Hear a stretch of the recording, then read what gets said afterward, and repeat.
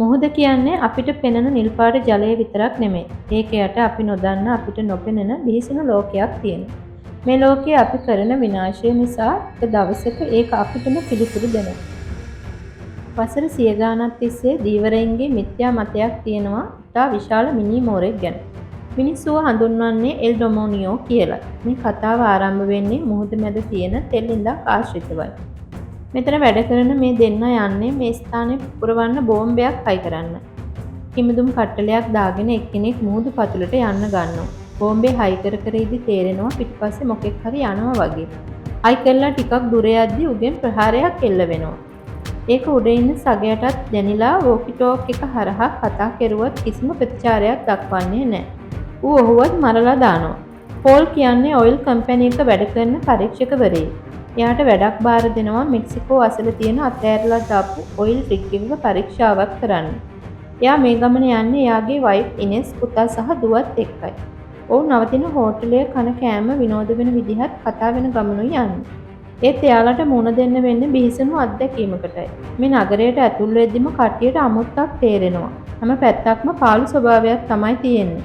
නගරේ ඉන්න කීප දෙනෙක්ගෙන් එයාලට ඉන්න හොඳ හෝටලයක් කෝපි එකක් බොන්න තැනක් ඇහුවත් එයාලා කිසිම සුවද බවක් පෙන්වන්නේ නැහැ. පිරිඳ ඇවිත් අතට සල්ලි ටිකක් දීලා කියනවා හොඳ තැනක් කියන්න කියලා. ඊට පස්සේ තමයි රෙස්ටුරන්ට් එකක් පෙන්වන්න එකගෙන යන්නේ. එයාලා අදහන්නේ ගෝත්‍රික වගේ දෙවි කෙනෙක්වයි. ඒ යාළගේ ආරක්ෂාව සඳහා කියලා තමයි කියන්නේ. ඔය අතර පෝල්ට කෝල් එකක් එනවා. ඒ කතා කරන්නේ එයාගේ කම්පැනි එකෙන්. ඒකෙන් කියන්නේ අදාළ ස්ථානයට ගිහින් ඉක්මනට පරීක්ෂාවක් පටන් ගන්න කියලායි. ගෙදර අයව මෙහි දාලා යනකොට එයාලා නම් පොඩ්ඩක්වත් කැමති නැහැ. ගිහින් ඉක්මනට එන්නම් කියලා එතනින් පිටත් වෙනවා. කම්පැනි එකෙන් බෝට්ටුවකුත් ලෑස්ති කරලායි තියෙන්නේ. තොටුපළෙන් දෙන්න පිට වෙනවා අදාළ ස්ථානයට යන්න. ඔය අතර මේ නගරයේ මිනිස්සු ගැන අහනවා. එතකොට කියන්නේ යක්ෂයා හින්දා මෙහෙම වෙලා තියෙන්නේ කියලායි. ඊට වඩා දෙයක් කියන්නේ නැහැ. පෝල්ව අදාළ ස්ථානයටම අරගෙන යන්නේ නැහැ. මෙතන ඉඳන් ඔයාට තනියම තමයි යන්න වෙන්නේ කියලා එතන තියෙන බෝට්ටුවක් දෙනවා. ඔය අතරේ පවුලේ අය ගාවට මිනිහෙක් ඇවිත් මං ඔයාලා එක්ක එකතු වෙන්නද කියලා අහනවා. කතාව ටික දුර ගිහින් මේ මිනිහා කෙල්ලගේ අතින් අල්ලද්දිම ළඟ තියෙන බිම් බෝතලයක් අරගෙන ඔලුවට ගහනවා. ළමයි දෙන්නවත් අරගෙන එළියට ඇවිත් වාහනේ පැත්තට දිව්වා. ඒකෙත් ටයර් එකට කවුරු හරි පිහියෙන් ඇනලයි තියෙන්නේ. එහෙමම තොටුපළ පැත්තට දුවගෙන ඇවිත් එතන ඉන්න බෝට්ටුකාරයාට සල්ලි දීලා ඔයිල් රිග් එකට කට්ටියව ගිහින් දාන්න කියනවා. අර මිනිස්සු එන්නේ ඉස්සෙල්ලා බෝට්ටුව පිටත් වෙලා යනවා. ඔය අතර පෝල් ඔයිල් රිග් එක ළඟට එවිත් ඉන්නේ. ඒත් කවුරුත් ඉන්න පාටක් නම් නැහැ. වටේම සෝදිසි කරලා බැලුවත් කිසිම ප්‍රතිචාරයක් නැහැ. ඔහොම ටික ඇතුළට යද්දි මන්නේකුයි මුගුරකුයි ගත්ත දෙන්නේ පෝල්ට ගහන්න හදනවා. පෝල් ඔහු හඳුන්වා දුන්නට පස්සේ තමයි දෙන්න ටිකක් සංසුන් වෙන්නේ. ආයෙත් ඔවුන්ට ඇහෙනවා තවත් බෝට්ටුවක සද්දයක්. එළියට ගිහින් බලද්දි දැනගන්නවා ඒ පෝල්ගේ පවුලේ කට්ටිය කියලා. පෝල්ටත් හිතා ගන්න බෑ මෙයාලා මොකද මෙහෙ කරන්නේ කියලා. බෝට්ටුව වටේ විශාල මාළුවෙක් කැරකෙනවා පේනවා. ඔයිල් රිග් එකේ ඉන්න දෙන්න උගේ අවධානය වෙනස් කරන්න සෑහෙන උත්සාහ කරනවා. පෝල්ටත් පවුලේ අයටත් මෙතන මොකද්ද වෙන්නේ කියලා කිසිම අදහසක් නැහැ. බෝට්ටුව ගැස්සෙන පාර කෙල්ලව වතුරට වැටෙනවා. වතුරයට තියෙන්නේ තනිකර මිනිස් ශරීර කොටස්. විශාල මෝරෙක් ඒ පැත්තට ආවත් ඉක්මනට කෙල්ලව උඩට ගන්නවා. වතුරයට තිබ්බ ශරීර කොටස් දැකලා හොඳටම බය වෙලා ඉන්නේ. පෝලුයි බිරිඳයි අහනවා මෙතන දැන් මොකද්ද උනේ කියලා. පෝල්ගේ පවුලේ කට්ටිය ගෙනාපු බෝට්ටුවට මොකද වෙන්නේ කියලා බලන්න දුරදක්නයක් දෙනවා. ඒ බෝට්ටුව විනාශ කරමින් විශාල මෝරෙක් ඒක ගිලිනවා පේනවා. මේ තමයි කළු යක්ෂයා. එහෙම නැත්නම් බ්ලැක් ඩීමන්.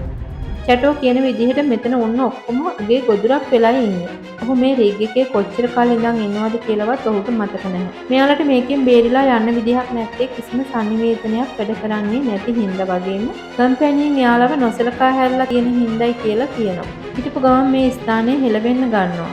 මේ මෝරගේ බලපෑම් නිසා මෙතනක පාදමක් කැඩීගෙන එන නිසා කියලාත් කියනවා. පෝල්ට ඕන මේක කොහොම හරි හදන්නයි.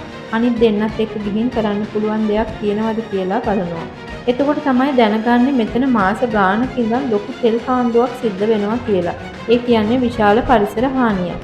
මොවුන් හදන්නේ පහළට ගිහින් සංනිවේදන මාර්ගය නැවත හදන්න පුළුවන්ද කියලා බලන්න. චැටෝ කියන විදිහට මේ ඉන්නේ මෝරෙක් නෙමෙයි. මේක සාපයක් කියලායි කියන්නේ. හැලොක් කියන දෙවියන්ගේ කෝපය නිසා වුණ සාපයක්.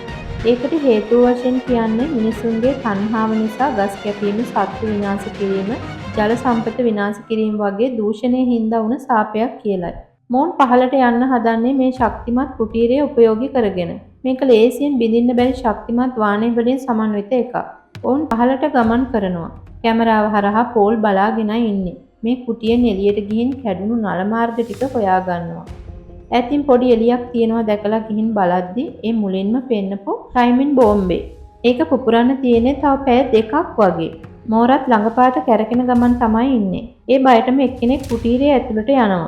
ටික වෙලාවකින් මෝරා ඒකත් හපාගෙන මුහුදු පතුලටම ඇදගෙන යනවා. ටිකකින් චැටෝ ගොඩට එනවා.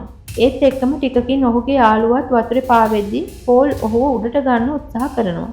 ඒත් ඔහුගේ උඩ කොටස විතරයි තියෙන්නේ. කට්ටියටම හිතා ගන්න බෑ මේ මොකද වෙන්නේ කියලා. ඊළඟට මොකද්ද කරන්න කියලා.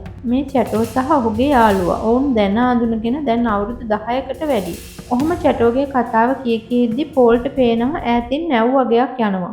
කෑ ගහන ගමන් තුවක්කුවත් අරන් වෙඩි තියනවා ඔවුන්ගේ අවධානය ගන්න. ඒ චැටෝ එක නවත්තන්නේ ඇත්තට මෙහෙම නැව් ටිකක් නැහැ. ඒ මිරිඟුවක් කියන ගමන්. කට්ටියටම මේකෙන් බේරෙන්න පුළුවන් දෙයක් තියෙනවද කියලා හොයන්න ගන්නවා. පෝලුයි චැටුයි යන්නේ එන්ජින් කාමරයට. ඔහොම බලද්දි බිරිඳට හම්බෙනවා පෝල් ලස්සම් කරපු ලිය කියවිලි වගේක්. ඒ වගේ තියෙන්නේ පරිසරයටයි මිනිස්සුන්ටයි අහිතකර පරීක්ෂණ වගේක් වාර්තා කරන්න එපා කියලා දාපු අත්සන් ටිකක්. ඔය අතර පොඩි ළමයා කාටත් හොරෙන් පහළට යනවා. එයා ගාව තියෙන පිළිම වගේක් මුහුදේ පා කරලා යවන්නේ. ඒත් එක්කම මෝරත් වේගයෙන් ඒ පැත්තට එන්න ගන්නවා. ඌ ඇවිත් මේ රිග් එකට පහර දෙද්දි අයිනේ ඉන්න ළමයා වතුරට වැටෙනවා. ළමයා කෑ ගහන සද්දේ කට්ටියටම ඇහිලා ඇවිත් අම්මයි තාත්තයි දෙන්නම වතුරට පැනලා ළමයාව බේර ගන්නවා. මේ දේවල් හින්දායි අර ලිය කියවිලි හින්දායි දෙන්නා පොඩි බහින් බස් වීමකුත් වෙනවා. පෝල් කියන්නේ මට වෙන කරන්න දෙයක් තිබ්බේ නැහැ. මං ඒ තීරණ ගත්තේ අපි වෙනුවෙන් කියලායි. බෝම්බේ සක්‍රිය වෙන්න තියෙන්නේ පැයකට ආසන්න කාලයක් විතරයි. පෝල් එයාගේ කතාව චැටෝ එක්ක කියනවා. එයාගේ ජොබ් එකේ මුල්ම අවුරුද්ද වැඩ කරන්න වැටලා තියෙන්නේ ඩයමන්ඩ් එකේ. ඒත් ඒකේ පළමු ටෙස්ට් වලම පරීක්ෂණ අසාර්ථක වෙනවා. පෝල් කරන්නේ මේ සියලුම අවදානම් ඇතුළත් කරලා වාර්තාවක් හදන එකයි.